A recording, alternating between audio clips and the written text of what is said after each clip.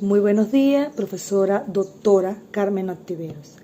Le habla Heisy Judy Cardoso Díaz, estudiante del sexto trimestre, específicamente de la sección T1.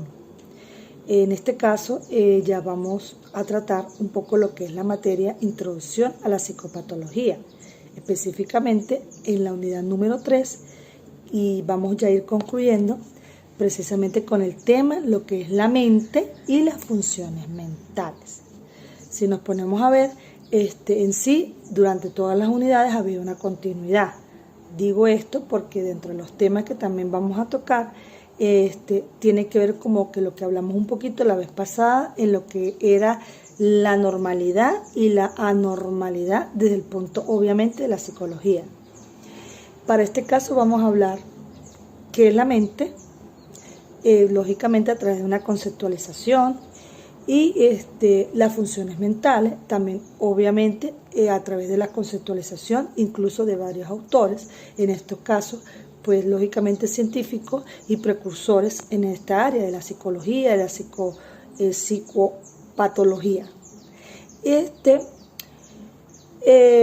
También estaremos tocando temas, en este caso, como ya lo dije, lo que es la normalidad, anormalidad desde el punto de vista de la psicología, y iré explicando lo que son cada una de las funciones de la mente. Estaremos terminando obviamente con una conclusión, y allí queda en nuestro material, el cual estamos presentando a través de un PowerPoint, un poquito lo que son las referencias y lo que es totalmente el tema. Empezaríamos con ¿qué es la mente? ¿Qué es la mente? Pudiéramos decir que es una especie como de dimensión, ¿sí? O de fenómeno que tiene que ver con el pensamiento, pero también pudiéramos decir que es la capacidad intelectual que tiene el alma. Cuando revisamos, ¿sí? Desde el punto de vista desde su origen, tiene un origen, la palabra tiene su origen del latín, y significa men, y revisamos, y obviamente pues tiene que ver con alma, pensamiento, psiquis, ¿sí? Un poco todo esto que estamos diciendo. Sin embargo, la mente ha sido estudiada durante muchísimos tiempos. Uno de los que siempre han estado allí pioneros y dando avances en esto han sido los griegos. Sin embargo, es hasta la época de René Descartes donde se le da como una especie de estudio científico. Incluso, por eso se habla allí de lo que es el dualismo cartesiano, donde separa lo que es la mente y el cuerpo. Es decir, lo pone desde el punto de vista de la mente, el cuerpo desde un punto de vista material, y también nos va explicando de que incluso la mente está como dominando y que siempre está sobre la materia. Y también, pero sin embargo, él nos da como una especie de estudio científico, porque incluso ya nos empieza a hablar de lo que es la glándula pineal. Y cuando revisamos, pues de allí tiene que ver ya un poco lo que es la parte científica y incluso lo que produce lo que es la melatonina, ¿sí? Incluso esa es la glándula que produce la melatonina, y nos ponemos a ver ya un poco lo que es el estudio científico. Cuando seguimos revisando el ser humano dentro de sus necesidades primarias, sus funciones primarias, como son las de ver, las de escuchar y las motoras, no solamente se queda con eso, sino también desde el punto de vista de las actividades, busca siempre estar como pendiente de nuestras organizaciones de las actividades psicológicas, es decir, lo que es un poco lo que es la memoria, lo que es el lenguaje, lo que es el pensamiento, y en este caso lo que es la percepción. Recordemos que siempre hemos estado pendiente de todo esto, puesto que esto es el estudio que de repente estamos haciendo ahorita, pero pudiera ser incluso más cotidiano de lo que se imagina, porque todos estos elementos o todas estas actividades son las que nos permite realizar, son las que realizamos día a día, por las cuales día a día el ser humano es ser humano. y que a pesar de que, lógicamente, por sus capacidades connaturales de ser un ser transformador, de ser un ser cambiante, pues tiene la necesidad de hacer el estudio porque precisamente encontramos la forma, la necesidad del lenguaje, de cómo comunicarlo, la necesidad de la memoria, de cómo guardar allí todo este tipo de información que muchas veces tenemos y que incluso pudiéramos revisarla incluso desde el punto de vista de lo que es la corteza cortiana, ¿sí? Corteza corticales, donde encontramos incluso lo que es la comprensión, lo que es la conciencia y seguimoslo con lo que es la comunicación. Entonces vemos lo importante que es esto porque es lo que nos permite a nosotros como seres humanos pues ir avanzando, ir conociendo lo que realmente hasta dónde nos llevan nuestras capacidades. Esto un poquito lo que es la mente, ¿sí?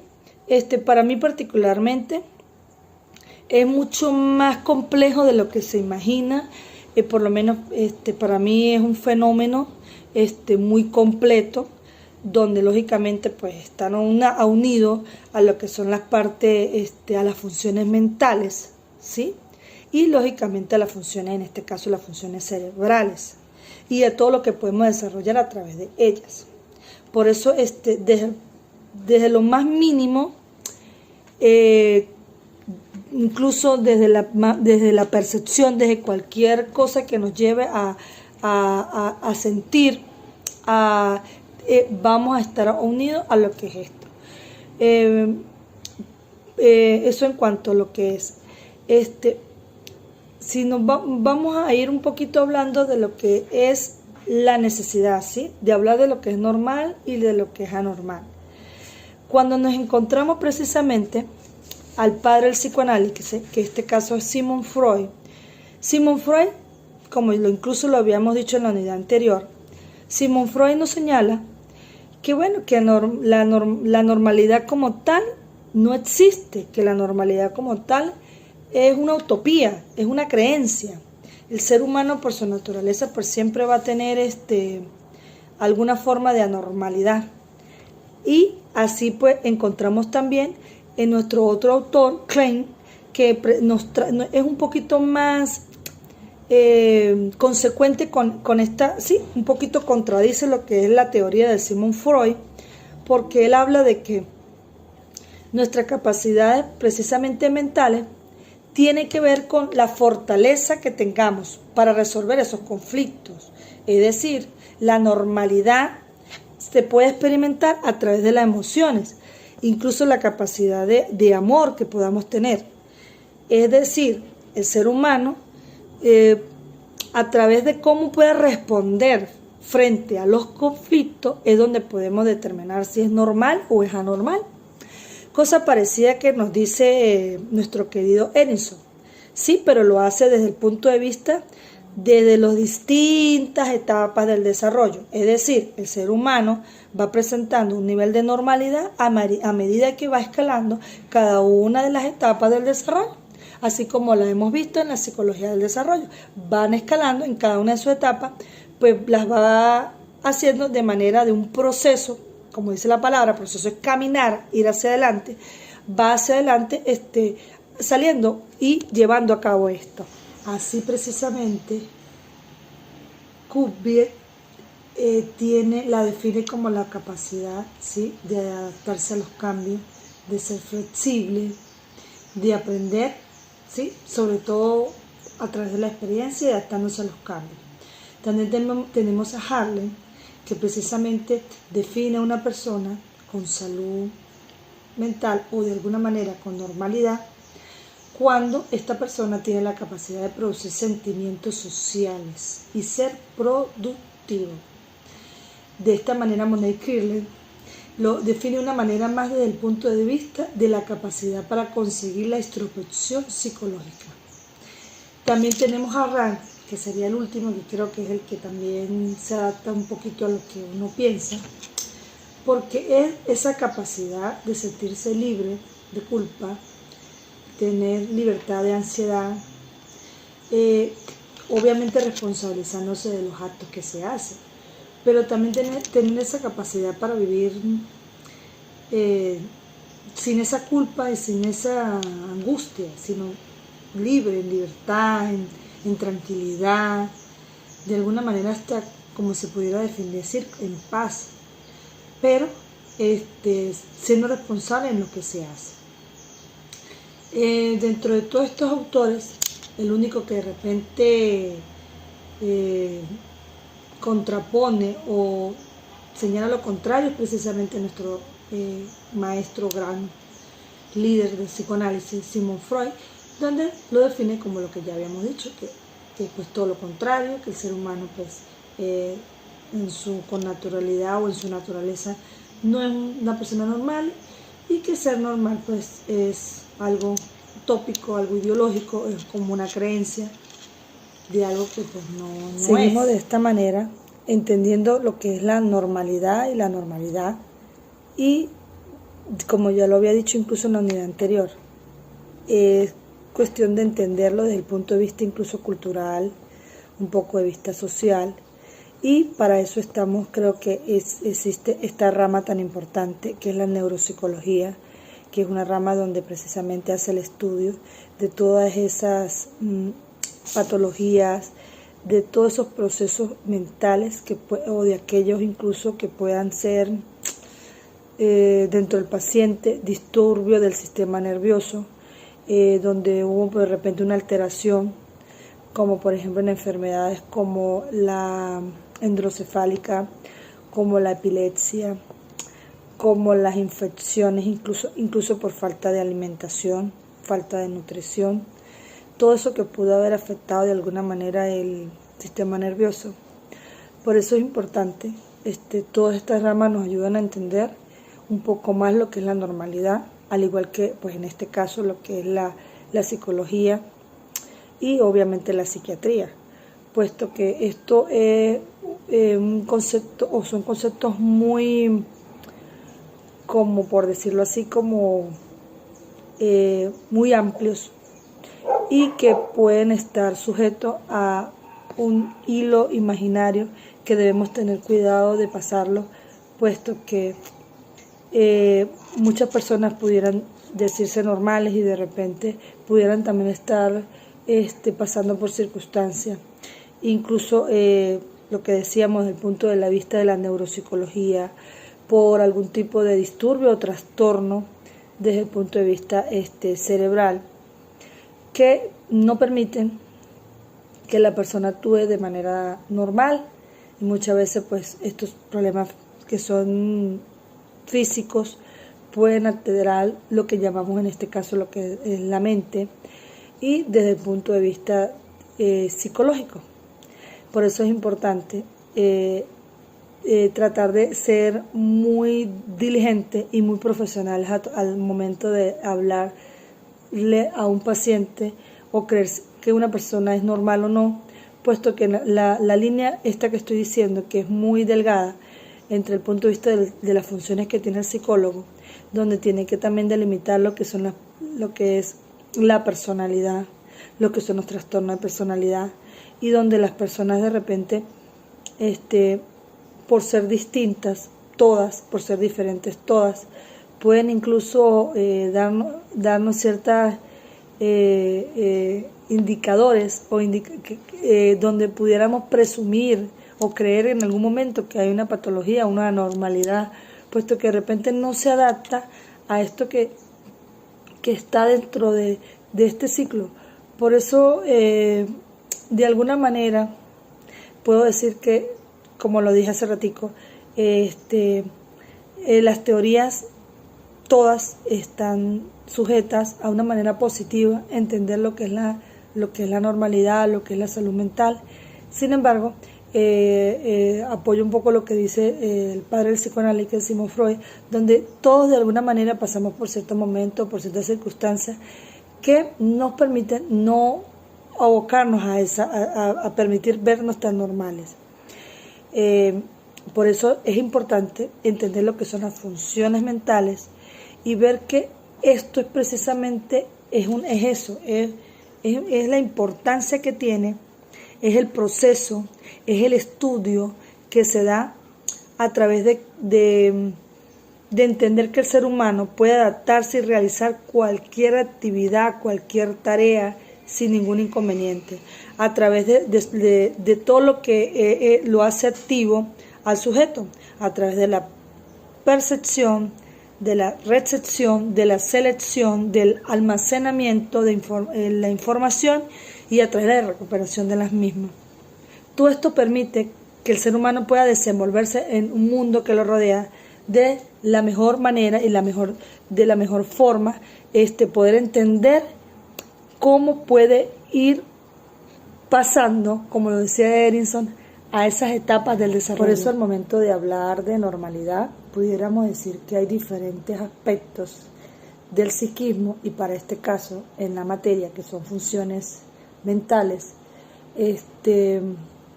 pudiéramos decir que hay aspectos, ¿sí?, o ciertos hallazgos que hacen posible el estudio de lo que pudiéramos decir que es normal y lo que no es normal. Por eso es importante hacernos esta pregunta en cuanto a estos aspectos: ¿cómo y con quién llega? Ahí nos encontramos incluso aspectos físicos que tienen que ver incluso con la vestimenta, la forma incluso de tener la higiene corporal, de vestirse, de arreglarse, de presentarse frente a la sociedad, incluso a través de una conducta bien sea observable y de una expresión corporal.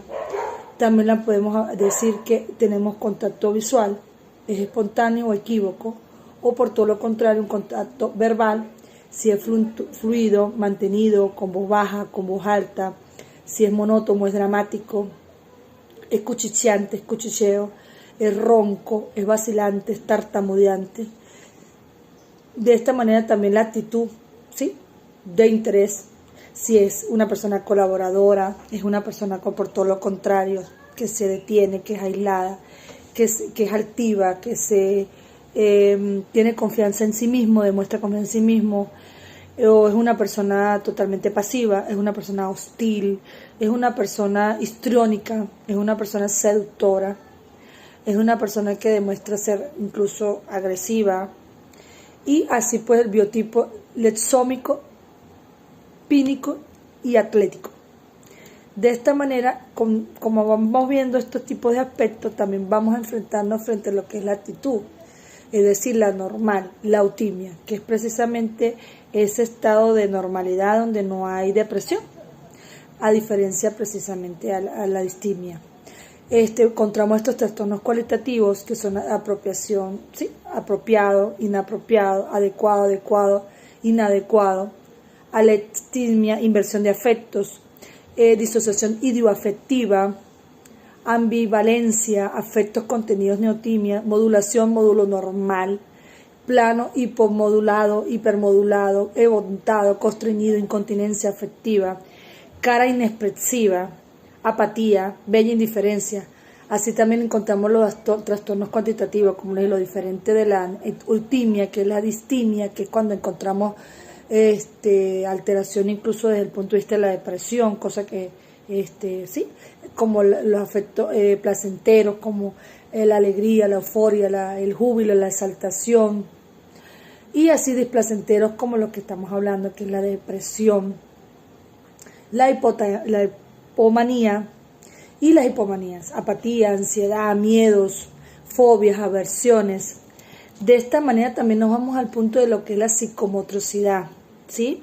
Dentro de la psicomotricidad podemos decir que encontramos lo normal, que es la ausinexia.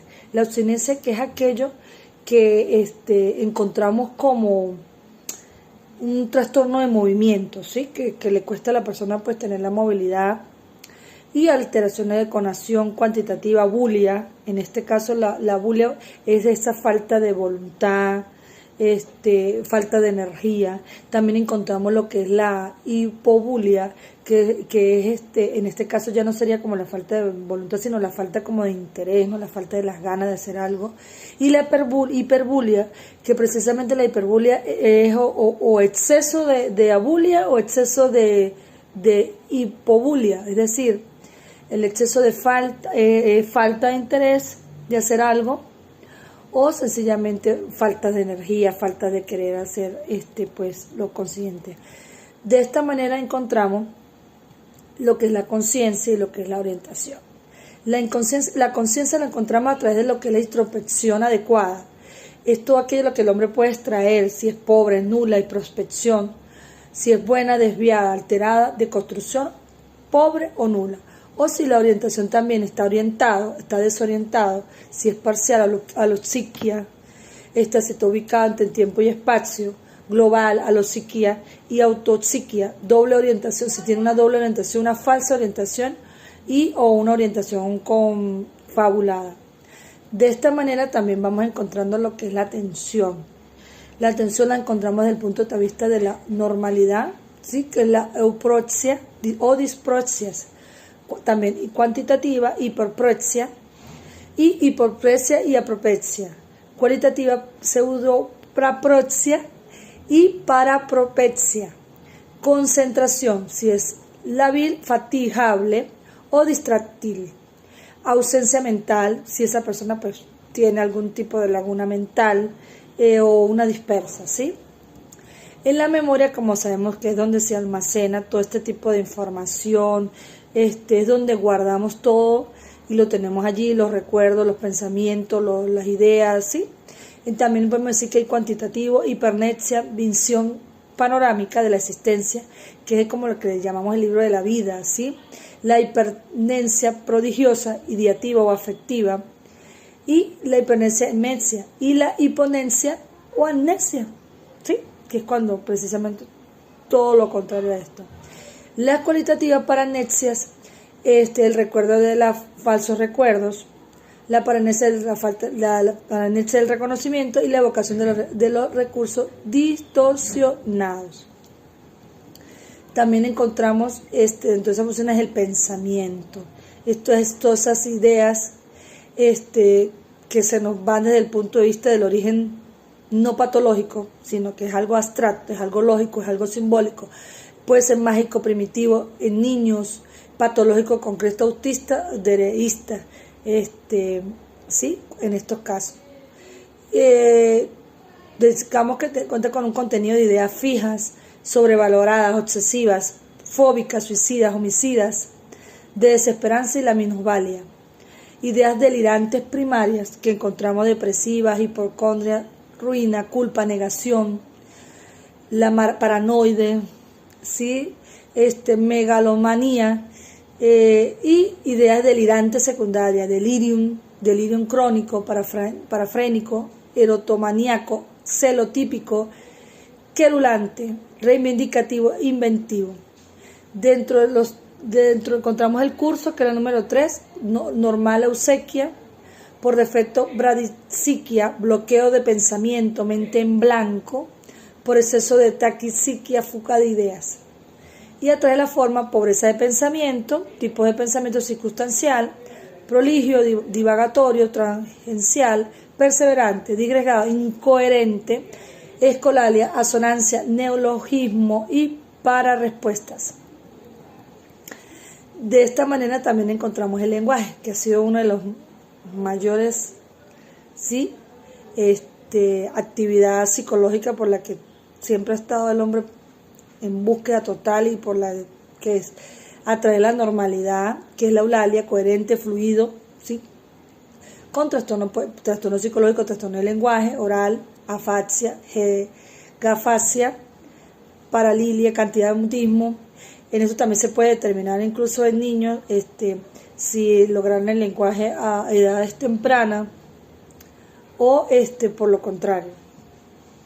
Si el volumen es muy alto, es muy bajo, mositación, velocidad, bradalia, taquilalia, bradifaxia, taquifaxia, una comunicación monólogo, ¿sí? Colalia y calidad a través de la alogia, fragmentación, lenguaje enfático, aprosidia, lexitimia, neologismo, estereotipia verbal y tono. Trastornos del lenguaje escrito, podemos encontrar la grafia, la alexia, ¿sí? Alexia, esto más que todo en la parte de los niños, que si les cuesta buscar ¿sí? Reunir palabras y todo aquello. Trastornos orgánicos, trastornos de articulación, distatria, anatria, habla escandida, diglosia, trastornos de pronunciación, dislalia, ¿sí? Cuando nos encontramos incluso niños que no pueden pronunciar, incluso ni siquiera reunir una sílaba, ceseo, lalación, rotacismo, gamacismo, afonia, difonia y trastornos de la comunicación a través de la afasia de comprensión. Esto es un poco de lo que hemos venido revisando. Y la sensopercepción. Esto es revisando trastornos cuantitativos, velocidad, aceleración o retardo de la percepción, intensidad, hiperresistencia y hipoestesia. Si nos damos cuenta, es como si fuera una medida para la percepción, ¿sí? Bien sea porque nos ha afectado, nos cuesta tener la percepción de las cosas, sencillamente porque pues hay una intensidad. A través de los trastornos cualitativos, para percepciones, ilusiones, imágenes parasitarias, alucinaciones auditivas, olfatorias, gustativas y táctiles. También nos encontramos con lo que es el juicio. El juicio es la capacidad que tiene el ser humano para procesar la realidad y adquirir conciencia, ¿sí? Incluso para muchos, dicen que es la capacidad de discernir, la capacidad de entender entre el bien y el mal. El normal, pues, acorde es conservado. El ausente es pobre. El juicio social, por eso se habla de que en esto es muy importante la parte social, porque es la parte donde el ser humano realmente toma la conciencia y entiende de lo que se está haciendo, de lo que tiene, de sus capacidades, de sus reacciones, de sus percepciones. Aquí también encontramos lo que es la inteligencia dentro de un punto de vista cuantitativo, dentro de un promedio, ¿sí? De la escolaridad, si está por encima del promedio, si está por debajo del promedio, cualitativo a través de trastornos, de déficits, incluso de talento, de atención, de inicios precoz, de inicios tardíos, por las que pueden ir pasando. No son consideradas, realmente no pudiéramos decir que son consideradas funciones mentales, pero sí se deben tomar en cuenta al momento de hacer algún tipo de exploración de examen mental. Lo que es el sueño, es decir, si la persona tiene hipersonia, hiposomnia, insomnio, de conciliación de mantenimiento del despertar temprano, se levanta temprano, o si tiene somnambulismo, pesadillas, terror nocturno, bruxismo, que es cuando somniloquia, o también tenemos que tomar en cuenta lo que es la alimentación. ¿Cómo es esa alimentación? Si es carente, si tenemos un impacto sobre la imagen corporal, trastornos del hambre.